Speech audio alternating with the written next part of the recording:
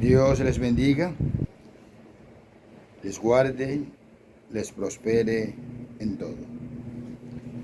Esta es la voluntad de nuestro gran Dios y Salvador Jesucristo. Que seamos prosperados en todo.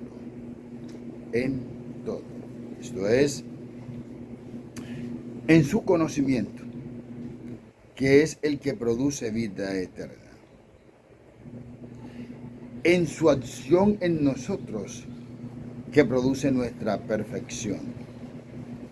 Y en el bienestar integral de Él, que es el que produce en nosotros todo querer como hacer en esa buena voluntad en la cual somos santificados.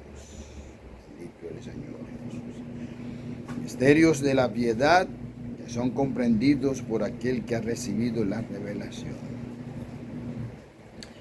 Y es muy importante recibir la revelación, es muy importante. Por ello, no me cansaré de motivarlos para que escudriñen las Escrituras, que oren. Oración y escudriñar de las Escrituras van de la mano.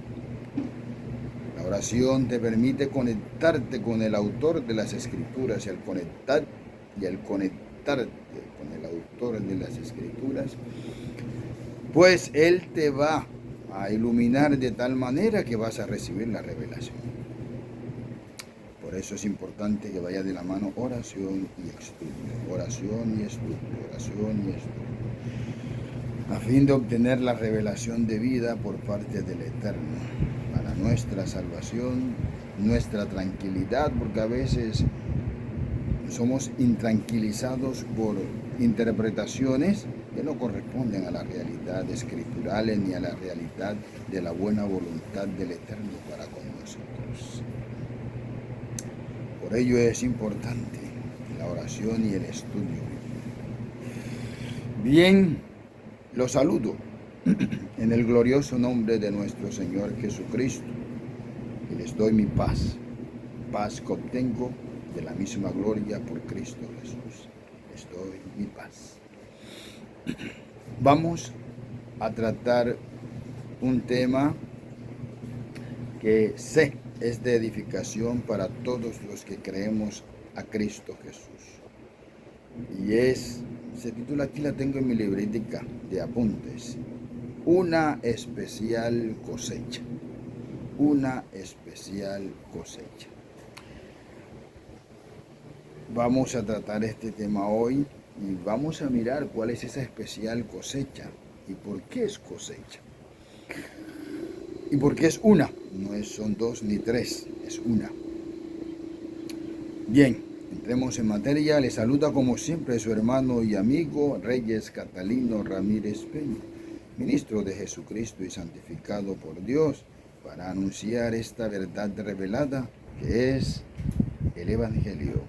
Bendito sea el nombre del Señor Jesús y bendito sea el Padre eterno que nos dio este nombre para salvación, liberación, santificación, resurrección de muertos, entre otros. A Él sea la gloria. Bien, leamos, vamos a leer. En el Evangelio según San Lucas, capítulo 11, versículo 23. Evangelio según San Lucas, capítulo 11, versículo 23. El que no es conmigo, contra mí es. Y el que conmigo no recoge, desparrama. El que no es conmigo, contra mí es. Y el que conmigo no recoge, desparrama. Vamos a iniciar este compartir de las Escrituras en el nombre glorioso de Jesucristo. En el nombre de Jesús. Amén y amén. Bien, Jesús está planteándole algo a sus discípulos. Jesús le dice, el que no es conmigo, contra mí es, y el que conmigo no recoge, desparrama. Jesús está hablando. Los escribas y fariseos estaban cuestionando a Jesús acerca de sus actos de liberar cautivos, de sanar enfermos, de resucitar muertos y de perdonar pecados. Los fariseos, los saduceos y otros más estaban cuestionando a Jesús. E inclusive le dijeron que tenía demonio. Jesús les dice, si yo por el espíritu de Belcebú echo fuera a Belcebú, ¿cómo va a permanecer en su casa si Belcebú se echa fuera él mismo? Debe existir un poder superior a él, porque cuando el hombre fuerte tiene su hacienda está seguro, mas cuando viene otro más fuerte que él, esto es Cristo Jesús, echa fuera y destruye su reino, porque es más fuerte que él. Así que si echo yo fuera los demonios por Belcebú, ¿por quiénes los echarán sus hijos? Por tanto, ellos serán vuestros jueces. Jesús plantea algo totalmente diferente, algo nuevo. Jesús está enseñando que Él está estableciendo su reino bajo el poder del Eterno que Él es depositario, es decir, ese cuerpo era el depósito del poder eterno y el poder eterno se manifestaba a través de Él, materializándose en los actos de sanidad, liberación, resurrección y sanidad. Jesús le dice a sus discípulos, el que no es conmigo, vamos a detenernos, el que no es conmigo. El término conmigo en los tiempos de Jesús era un término que tenía especial aplicación. El término conmigo viene de me y cum, es decir, del latinizado, me y cum, mecum. Cuando alguien decía mecum a otro en latín, le decía ven, vamos conmigo. Eso indicaba que la persona no solo era acompañante, sino que estaba comprometida con la causa misma. Ese compromiso no solo correspondía a un asentir del propósito, la obra, el empeño, la proyección, el plan. No solo era un asentir. El vamos conmigo, mecum, significaba que aquel que acompañaba estaba entregado en cuerpo y alma para llevar a cabo el proyecto, el propósito. ¿Y quién lo llamaba? Era el encargado de motivarlo de tal manera que el sentimiento de compromiso fuera tal que implicaba la existencia misma de quien lo acompañaba. Así, cuando Jesús usa el término mecum con sus discípulos, no solo le está entregando, le está haciendo partícipe de su proyecto, de su plan salvacionista, de su proyecto redentor que se materializó en la cruz del Calvario. No solo los está invitando a que lo acompañen, sino que les está diciendo, ustedes estén tranquilos, porque el poder de la palabra que yo les estoy dando es suficiente para motivarlos a fin de que su entrega sea total y absoluta a esta palabra, a este proyecto, a este plan salvacionista. Y mi espíritu, porque aquel que llamaba se comprometía a motivar, y esa motivación implicaba que tenía que sustentar debidamente a aquel que quería motivar. Por ello, Jesús da la palabra como fuente de poder y da el Espíritu Santo como fuente de autoridad. Recuerde que cuando los apóstoles reprendieron al al demonio, el demonio salió fuera. Pero cuando otros intentaron, dijeron en el nombre que predica Pablo, el demonio les dijo: a Pablo conocemos y sabemos quién es Jesús, pero ustedes quiénes son. Para dar a entender con esto la escritura que nosotros estamos revestidos y que las fuerzas contrarias no nos reconocen a usted ni me reconoce a mí como tal, sino que reconocen a aquel que ha dicho: yo estoy con vosotros todos los días hasta el fin del mundo. No en compañía, sino en compenetración misma con nosotros, formando parte de nuestra esencia, para así nosotros poder tener la esencia de Él y ser estructurados en ese arquetipo que se llama Cristo Jesús, Señor nuestro, el cual nos transfiere de su señorío, de su autoridad, de su potestad, para que seamos vistos como Él, como una prolongación de Él, a fin de poder llevar a cabo la obra y tener el beneficio de la cosecha. Jesús usa el término entonces mecum, indicativo que nos introduce,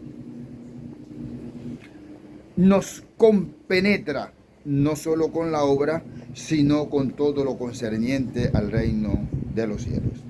Esto es anunciar verdad, esto es ser heredero. En este acápite, en este tratado, vamos a tocar una especial cosecha, no en el sentido del anunciar, sino en el sentido de recompensa.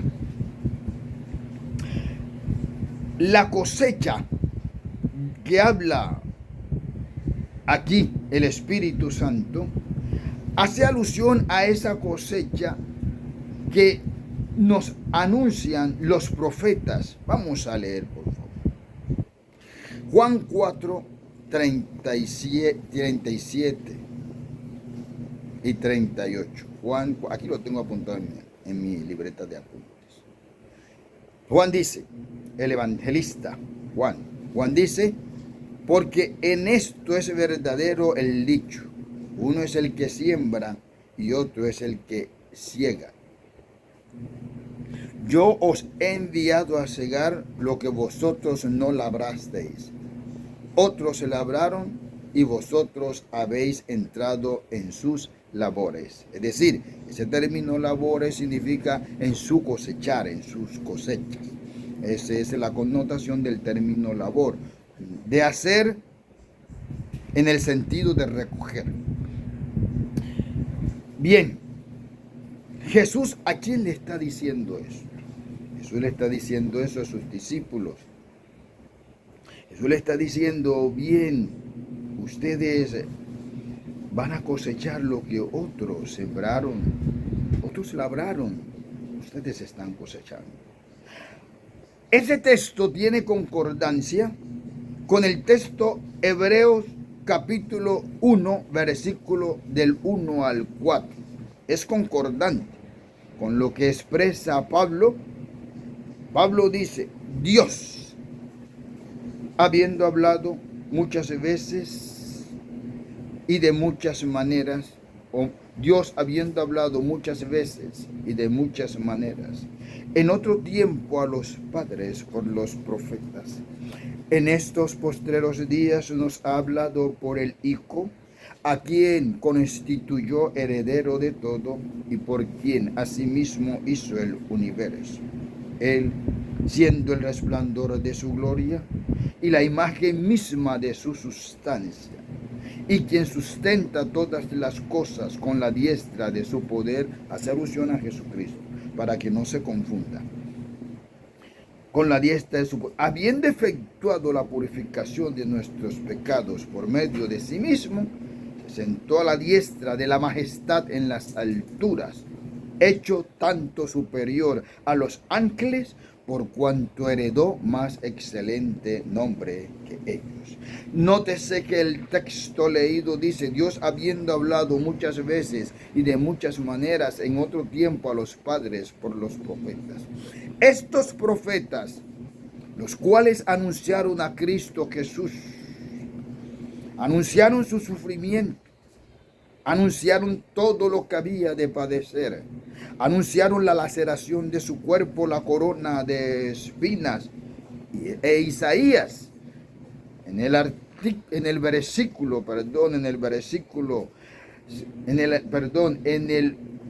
capítulo 53, dice: como raíz de tierra seca, para indicar que Cristo Jesús,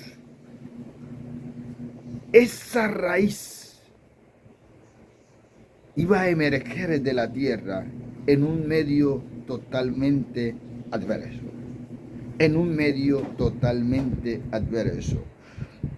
El mismo Isaías en el mismo capítulo dice: por cuanto no se le dio hermosura, por cuanto no se le dio atractivo alguno para ser deseado.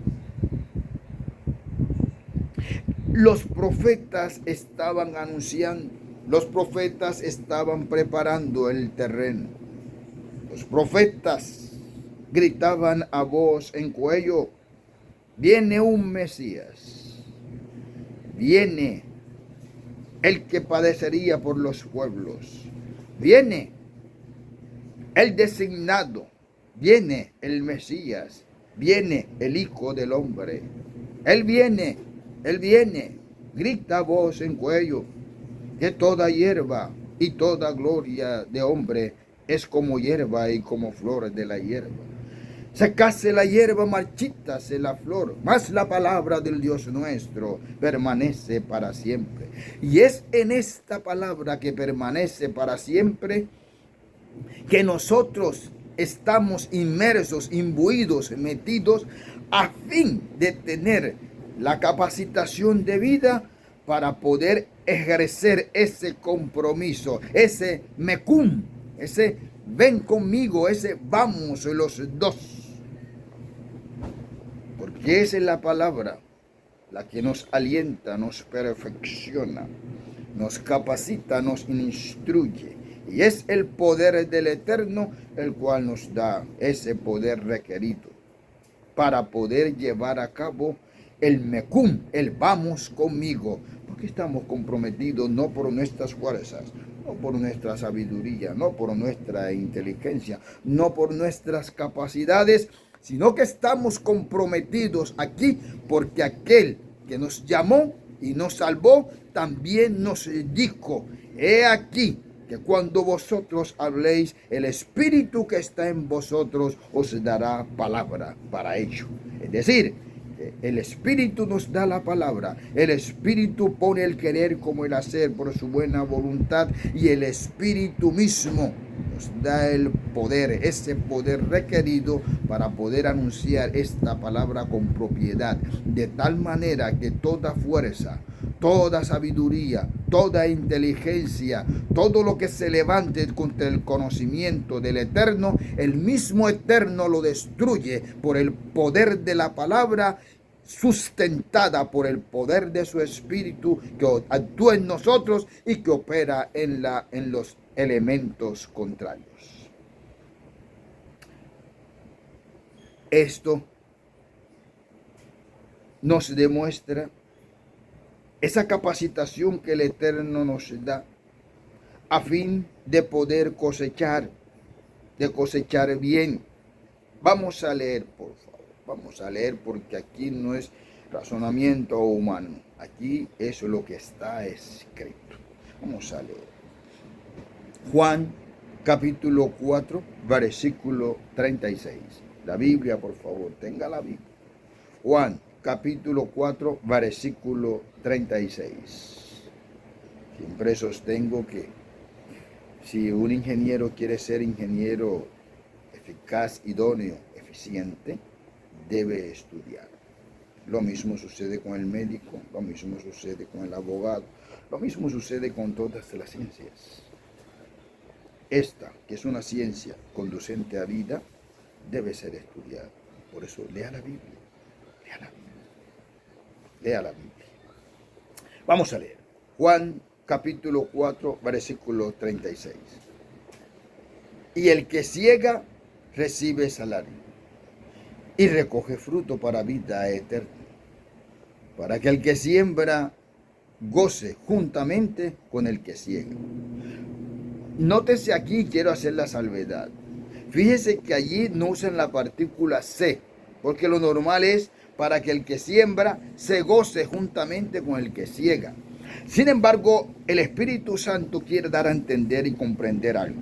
Atento, por favor. Dice, y el que ciega recibe salario y recoge fruto para vida eterna, para que el que siembra goce juntamente con el que ciega. Interesante. Para que el que siembra goce juntamente con el que ciega. Goce, no se goce, goce. Es decir, el que siembra y el que cosecha van a recibir de ese Dios Todopoderoso aquella recompensa que está dada para los que perseveran en la verdad revelada. Aquella recompensa que está reservada en los cielos para aquellos que son valientes y creen. Porque la clave aquí es creer. Creer. En contra de la adversidad, creer. En contra de las circunstancias, creer. En contra de el medio social, creer. ¿Por qué? Porque es la fe lo que trae a la realidad física el poder invisible del Eterno.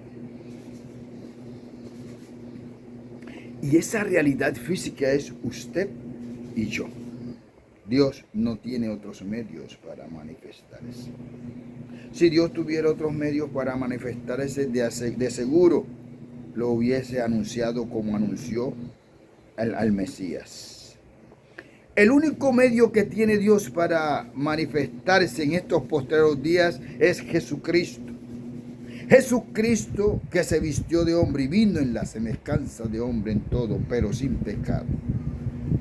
Ese ser que es nuestro arquetipo,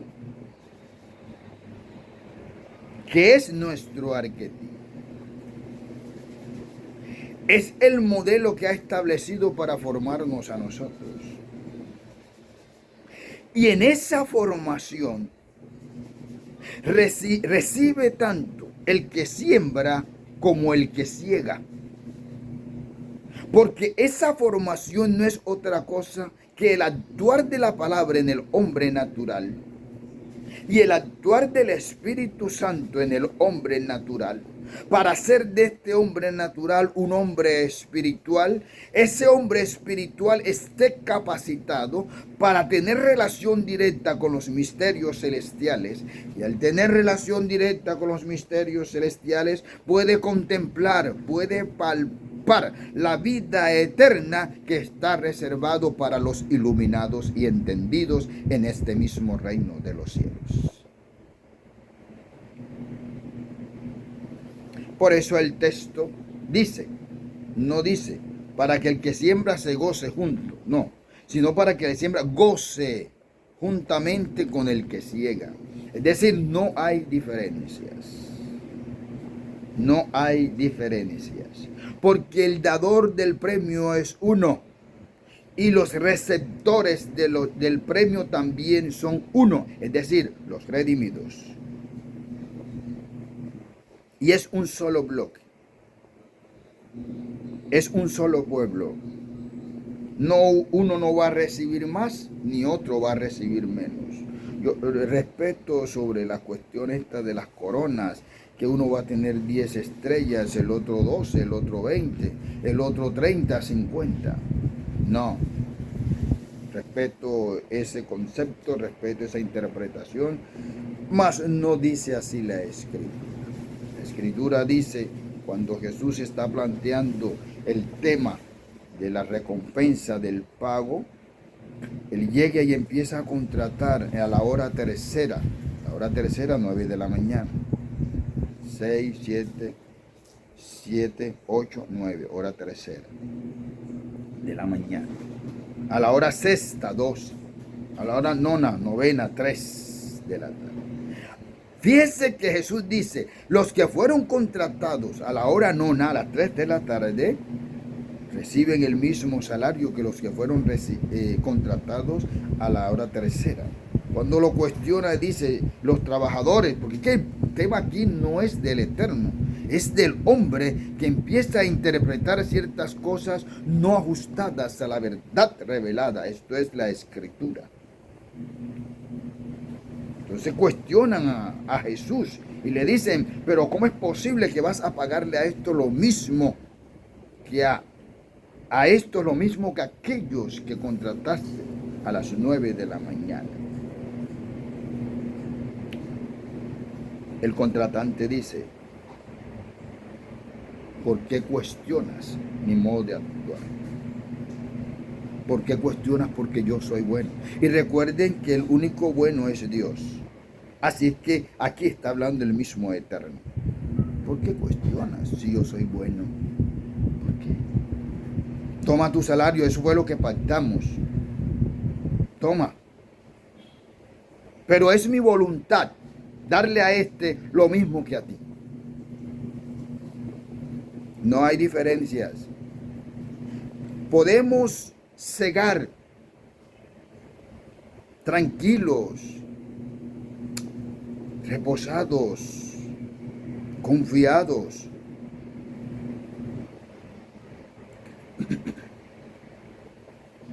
Podemos cegar. Porque el que lo prometió es fiel para cumplirlo. No estamos hablando de un Dios de madera, de metal, de bronce. No estamos hablando de un Dios que se debe cargar para que pueda caminar porque no tiene pies para caminar. No, estamos sirviendo al Dios que hizo los cielos y la tierra, el mar y todo cuanto en él hay. Él en su buena voluntad y en su sabiduría estableció los límites del mar. Él puso balanza en el universo para que guardara el equilibrio. Él es fiel y verdadero. Su voluntad es absoluta. Sus decisiones incuestionables. Su buena voluntad para con el hombre. Esa es la buena voluntad que anunciamos. Cristo Jesús vino. Cristo Jesús padeció. Cristo Jesús murió. Cristo Jesús resucitó. Cristo Jesús nos santificó. Y Cristo Jesús nos prometió vida eterna en Él, por Él y para Él. Esa es la herencia, una especial cosecha. Tenemos tal cosecha. Tenemos tal motivador. Tenemos tal esperanza. Cristo Jesús, Redentor nuestro. Dios les bendiga. Los quiero mucho.